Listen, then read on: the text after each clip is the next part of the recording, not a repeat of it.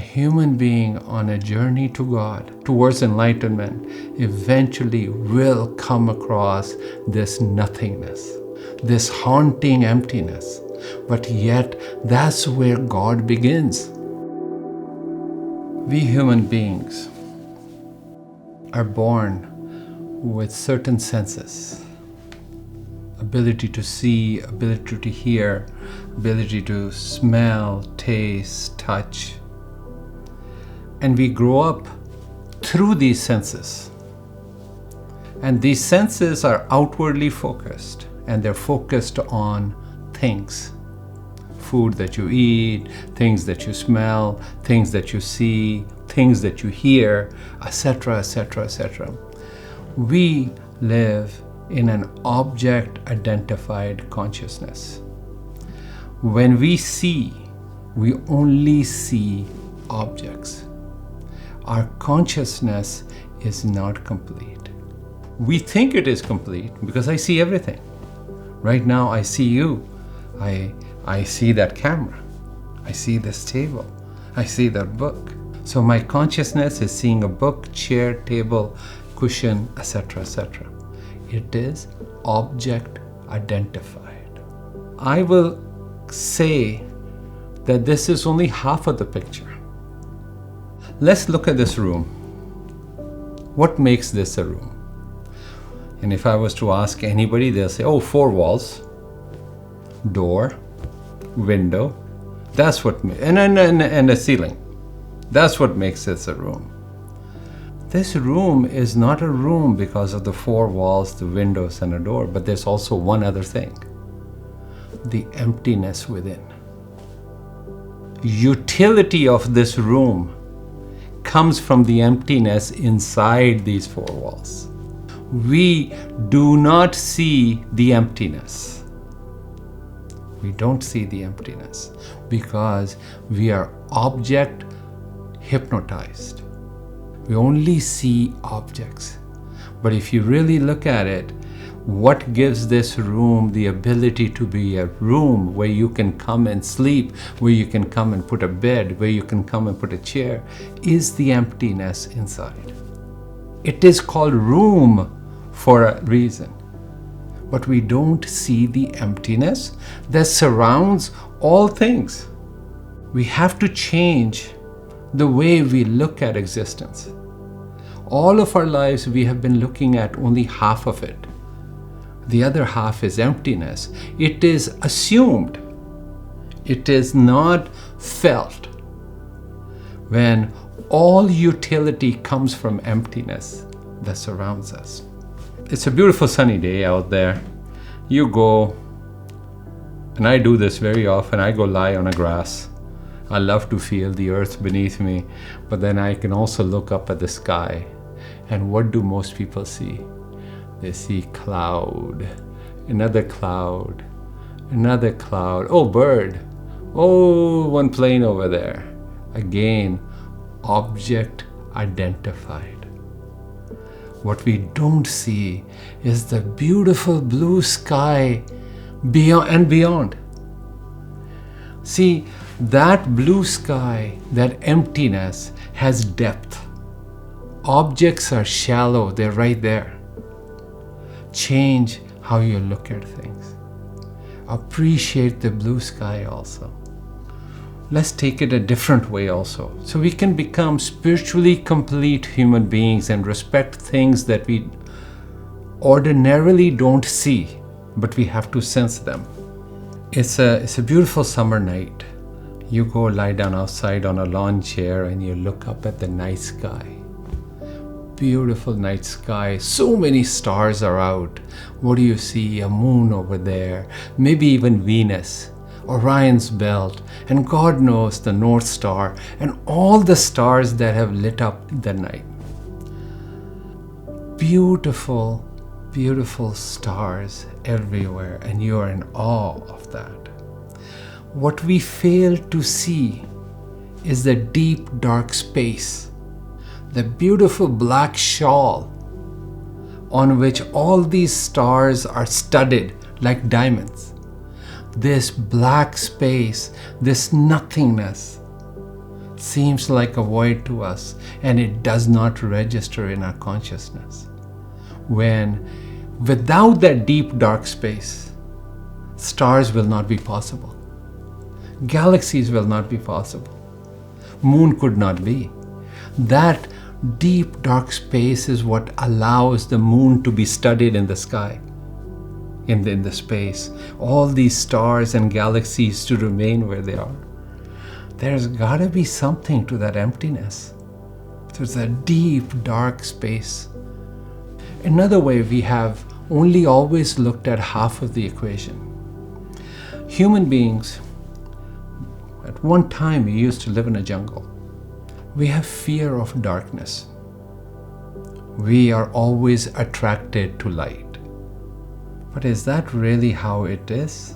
Yes, in light, when we lived in jungle, it was safety. There were less animals, nobody's going to attack you, etc., etc. There was utility to having fire, etc. But if you really look at darkness, darkness is the womb of creation. How do I say that? A seed left on the ground will not grow. But if the seed is buried inside the soil, in a deep dark space, the seed finds rest and it cracks open and it becomes a shoot that comes out and it becomes a plant and then it becomes a tree. But it needed that deep dark space.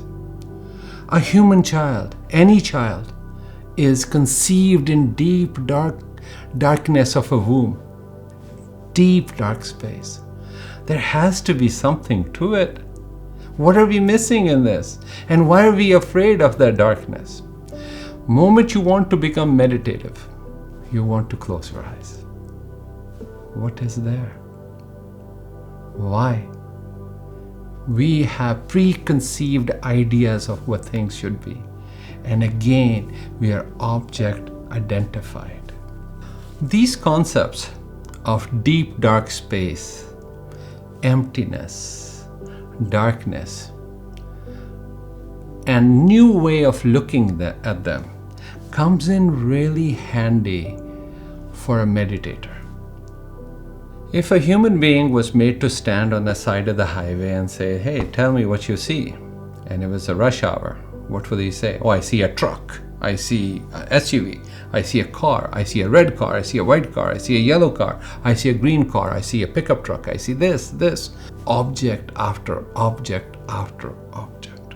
But in actuality, if you were to see in between the two cars, there was empty space also. So if you really truthfully wanted to describe what you see, you'll say empty space, a white car, empty space, a pickup truck, this and this. We do not notice the emptiness. Now, where does that come in to help the meditator? When you are in a deep meditative state, or you're going into meditation, what happens is, and every meditator goes through this, they go and they find thoughts. Even though their eyes are closed, thoughts become the objects that they see. One thought after another thought, after another thought, after another thought. Because you have object identified consciousness. So even when you close your eyes, all you do is go from a thought to a thought, to a thought, to a thought. From a white car to a red car, to a pickup truck, to an SUV, back to a car. You just see thoughts. When a meditator has to learn to focus on the space between the two thoughts. Thought, there was probably a blankness for a little bit, and then another thought. But because we were so object identified, we jumped from thought to thought. But for a minute amount of time, there was nothingness between the thoughts. That nothingness is what we have to focus on as meditators. Because eventually you want to make that window bigger. And then eventually you want to make it so big that you can walk right through it in meditation every time. See, these concepts of having a much bigger consciousness than just object identified is a key quality that all meditators and all spiritual persons eventually get. They start sensing nothingness. Now, I will tell you, every meditator sooner or later comes upon nothingness. Nothingness. Not even thoughts. It can be a little uneasy feeling early on because you're going there wakefully. You go there in your deep sleep. You go into this ocean of nothingness. But this nothingness is not nothingness. It is pregnant with everything, but yet it comes as nothingness. That nothingness from which this universe came. That nothingness is pregnant with all the stars and all the galaxies and our universe. And God knows how many other universes. It is that consciousness that has to be developed. And eventually, when a meditator and a spiritual person approaches God, you have to be at ease, at comfort with nothingness. A human being on a journey to God, are having a true journey towards spirituality, towards enlightenment, eventually will come across this nothingness. This emptiness, this haunting emptiness. But yet, that's where God begins. You have to go through it. And you have to become comfortable with it in your daily life. Change your gestalt.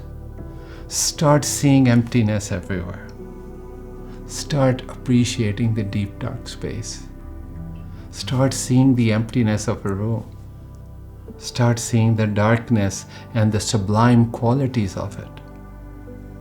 Start feeling comfortable with nothingness. Sense the entirety of creation and the emptiness behind. Emptiness, space, is the background on which the dance of creation happens. When you can understand that, yes, I salute the creation, but I also salute the background.